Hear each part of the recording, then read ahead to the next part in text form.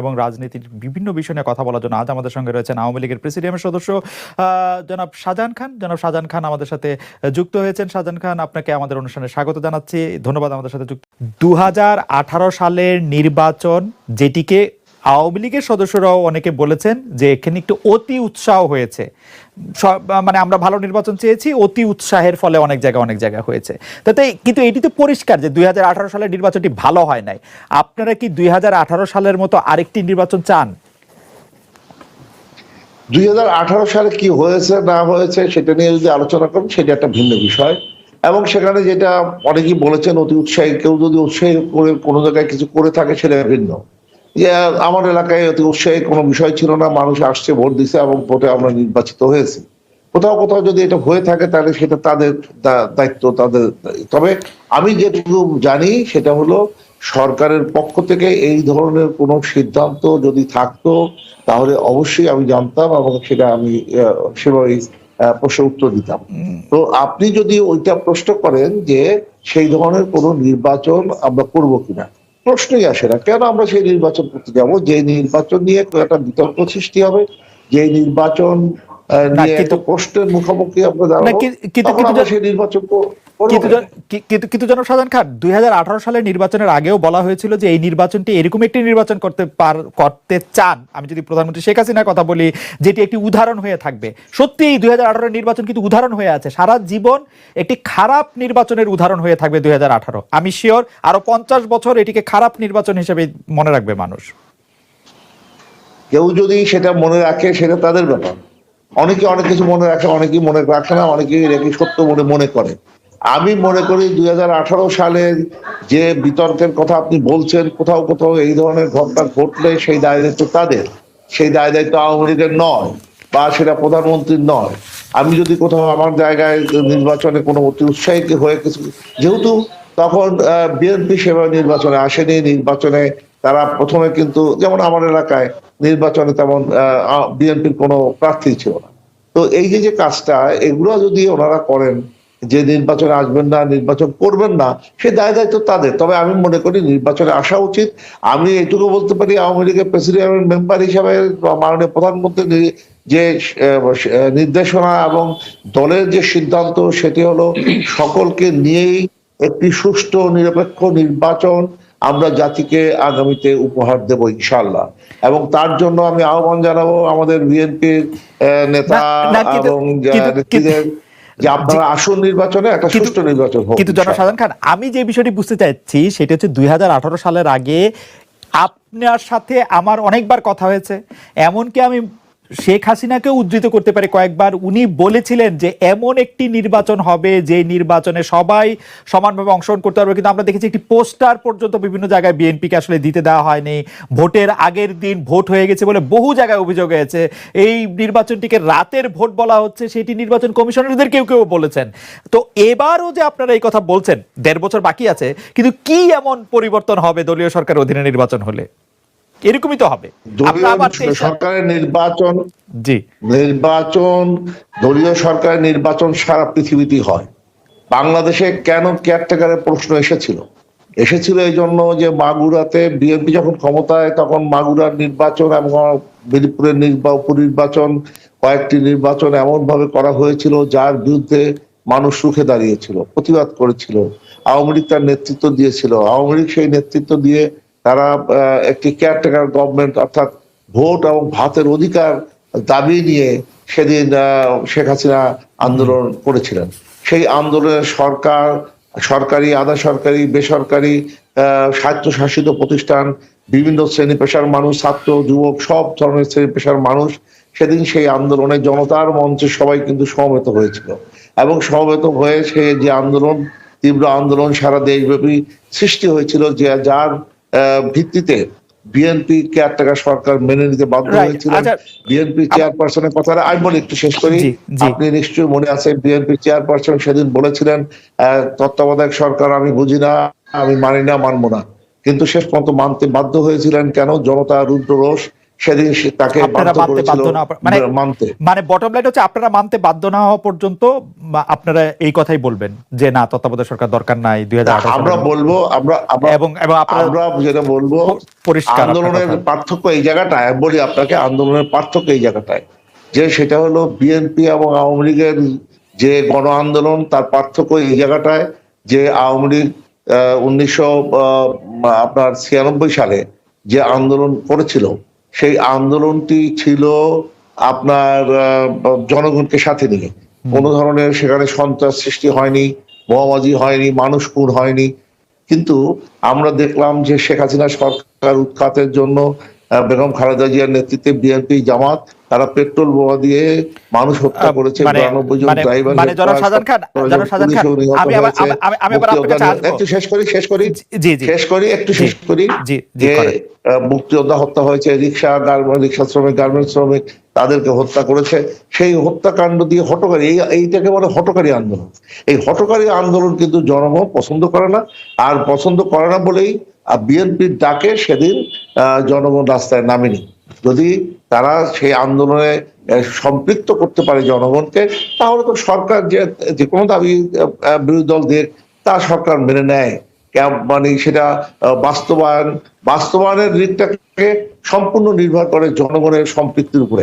আমার বিশ্বাস বিএনপির সেই শক্তি, সেই সামর্থ্য এবং সেই হঠকারী আন্দোলন দিয়ে, সন্ত্রাস সৃষ্টি করে যে আন্দোলন তারা সৃষ্টি করেছিল, সেইটা দিয়ে সরকার উৎখাত করা যায় না, এটা প্রমাণিত। কাজে আমি বলবো বিএনপির ভাইদের, আপনারা আসুন, একটা সুষ্ঠু নির্বাচন করার জন্য কি কি বিষয় নিয়ে আপনারা আলোচনা করতে চান, আলোচনা হবে, আলোচনার ভিত্তিতেই আমরা সেই নির্বাচনটাকে সুষ্ঠু। জনাব শাহজাহান খান, আপনাকে ধন্যবাদ। আপনি মনে রাখবেন যে আপনি বলেছেন যে 1996 সালে যে তত্ত্বাবধায়ক সরকারের জন্য যে আন্দোলন ছিল, সেই আন্দোলনটি ছিল হচ্ছে একদম জনগণকে সাথে নিয়ে, একদম শান্তিপূর্ণ।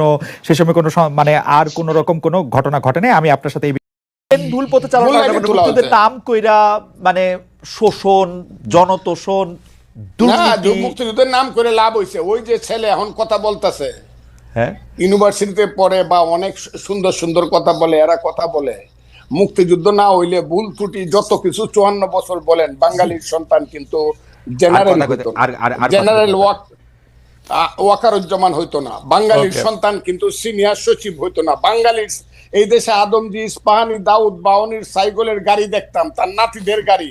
আমাদের সেই ছেলে যে এখন ওদের যে নেতা হাসনাত আব্দুল্লাহ, আমি তাকে ধন্যবাদ দিব, সে বলছে আমি 4 কোটি টাকা দামের গাড়ি দৌড়াই।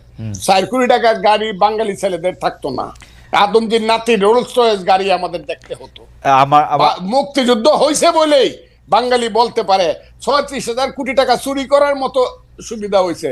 না হইলে দাঁড়ায় দাঁড়ায় দেখতে হইতো পাঞ্জাবিরা কি করে দেশ লুট করে, আর আমাদের মেয়েদেরকে নিয়ে গিয়ে সুন্দর সুন্দর বাগনা বানায়। মুক্তিযুদ্ধ সবটা খারাপ এই কথাটা আমি বলবো না। আমার মনে যে ভুল হয়েছে, কিন্তু মুক্তিযুদ্ধ সবটা খারাপ। মুক্তিযুদ্ধ হওয়ার ফলেই বাংলাদেশ নামে একটা দেশ হয়েছে, বাঙালি জাতির একটা রাষ্ট্র হয়েছে। বাস দ্যাটস অল। আমি আপনাকে শেষবারের মতো আসবো 1 মিনিটের একটা প্রশ্ন করার জন্য। সেই প্রশ্নটা হচ্ছে এরকম যে আপনি বাংলাদেশের রাজনীতির, যেটা আমি প্রথমে করেছিলাম, যে 54 বছরের মধ্যে কোন সময়টা বাংলাদেশ রাষ্ট্র হিসাবে মুক্তিযুদ্ধের আদর্শে পরিচালিত হয়েছে বলে আপনি মনে করেন? সেটা আমরা বলছিলাম যে আপনি ওদেরকে এত নিন্দামন্দ করেন, কিন্তু কোন সময়টা আসলে বাংলাদেশে স্বাধীনতার চেতনা দিয়ে পরিচালিত হয়েছে, একটা সময় যদি আমাদের বলতেন। আমি মাসুদকে আমি ধন্যবাদ জানাবো একটা ব্যাপারে, যে 18 সনে আপনি ধানের শীষ নিয়ে ইলেকশন করছেন, জামাতও ধানের শীষ নিয়ে ইলেকশন করছেন। আপনি কেন সেদিন আপনি জামাতের সঙ্গে একই মার্কা নিয়ে ইলেকশনে, ওর এই কথাটার মধ্যে কথাটার জন্য ওকে আমি ধন্যবাদ দিব। আমি যদি না করতাম তাহলে ভালো হতো, তাইলে আমার নীতিগত অবস্থানটা আরো শক্ত হতো। কিন্তু মাসুদকে আমি বলতেছি, ধানের শীষ মার্কাটা কিন্তু জামাতের না, ধানের শীষ মার্কাটা বিএনপির। এই মার্কার তলে কিন্তু তাদের কোনো মার্কা ছিল না। তাদের যে দাঁড়িপাল্লা মার্কা সেদিন হাসিনারা দেয় নাই, আমাদের মার্কার তলে এই জামাত আইসা আশ্রয় নিছিল, শেল্টার নিছিল। সেই শেল্টার মাস্টারকে যেদিন 5ই আগস্ট ঘটলো, মাসুদ স্বীকার করুক আর না করুক, জামাতের যে অফুরন্ত অবৈধ আকাঙ্ক্ষা, স্বপ্ন যে একা ক্ষমতা দখল করবে ওই আমাদের ছেলেপেলেদেরকে নিয়ে কইরা তারা তাদের মতো করে রাষ্ট্র চালাবে, বিএনপিকে বনি সদর বানায় ফেলবে এবং বিএনপি হইল দুই সাপের এক বিষ, নৌকার দানের শীষ হয়ে যাবে।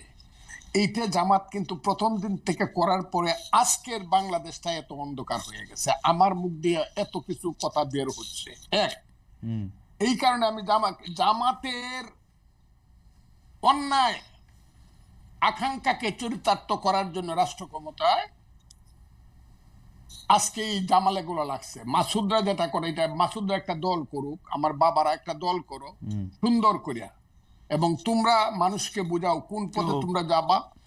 তো তোমরা যদি মেজরিটি হও, আমি আগের থেকে তোমাদেরকে অভিনন্দন জানায় রাখলাম, এই ব্যাপারে কোনো আমার ডিফারেন্স নাই। আর আপনি যে বলছেন যে 1 মিনিট আমাকে দিলেন যে কোন সময়ে মুক্তিযুদ্ধের পক্ষে জিনিসটা মানে সময়টা ছিল, সেই সময়টা হলো 10ই এপ্রিল থেকে 16ই ডিসেম্বর 1972 সন, মানে মোটামুটি ভাবে। হ্যাঁ, 10ই এপ্রিল 1971 সাল থেকে, 10ই এপ্রিল 1971 সাল থেকে 71 না, 10ই এপ্রিল 1972, মুক্তিযুদ্ধের পরের কথা বলছি আমি। ওকে, থেকে 4টা এবং আলটিমেটলি 16ই ডিসেম্বর পর্যন্ত মানে ওই পথে, মুক্তিযুদ্ধের পথে দেশটা চলছিল। কেন? তখন 309 ঘন্টা বিতর্ক করে বাংলার শ্রেষ্ঠ সন্তানেরা, আবারও বলছি বাংলার শ্রেষ্ঠ সন্তানেরা, আবারও বলছি বাংলার শ্রেষ্ঠ সন্তানের একটা সংবিধান করছিল, যেটা পৃথিবীর শ্রেষ্ঠ সংবিধানের একটা হিসাবে পরিগণিত হইতো, পরে এটা নষ্ট হয়েছে। এই সংবিধানটাকে আবার আমার মাসুদ বাবারা এইটা একদম এটা কি বলছে, কবর দিয়ে দিতে চায়। বিরোধিতা তো একটু এমনিই করি না, তা এই শ্রেষ্ঠ ওই সময়টা 16 এর পর থেকে যা হয়েছে, 16ই ডিসেম্বরের পরে 7ই মার্চ আসছে, 73 ভোট হয়েছে, 39টা সিটে ওই সরকারের আমলেই 39টা সিটে আমার মনে যায় এই ফজলু ভাইয়ের কথা শোনা খুবই, মানে কি বলবো, খুবই আকর্ষণীয়, খুব চমৎকার, শুনতে ইচ্ছা করে শুধু, কিন্তু সময় নাই, আমাদের শেষ করতে হতেছে। কিন্তু 72-এর সংবিধানটা আপনি সত্যি পৃথিবীর সর্বশ্রেষ্ঠ সংবিধানগুলির একটা মনে করেন? সর্বশ্রেষ্ঠ বলে নাই তো, সবচেয়ে ভালো সংবিধানগুলি, সবচেয়ে ভালো সংবিধানগুলি একটা না, শ্রেষ্ঠ সংবিধান এক। আচ্ছা, শ্রেষ্ঠ সংবিধানের একটা, ওই 70 অনুচ্ছেদ থাকা সত্ত্বে প্রধানমন্ত্রীর কাছে 70 অনুচ্ছেদ, আমি আপনাকে বলি 70 অনুচ্ছেদ তখন বাস্তবতায় তো এটা তো অনেক সময় লাগবে। 70 অনুচ্ছেদ তো হইলে 54 কে 55 কে 56 সনে ওই যে এমপি এমএলএ হইয়া ভোট কেনাকাটা করে যেভাবে প্রতি 24 ঘন্টায় একবার সরকার বদল হইতো, সেই তিক্ত অভিজ্ঞতা থেকে কিন্তু 70 না, এটা আপনারা বলেন বহুবার, এটার বহু রকম রেমেডি সারা পৃথিবীতে আছে। আপনার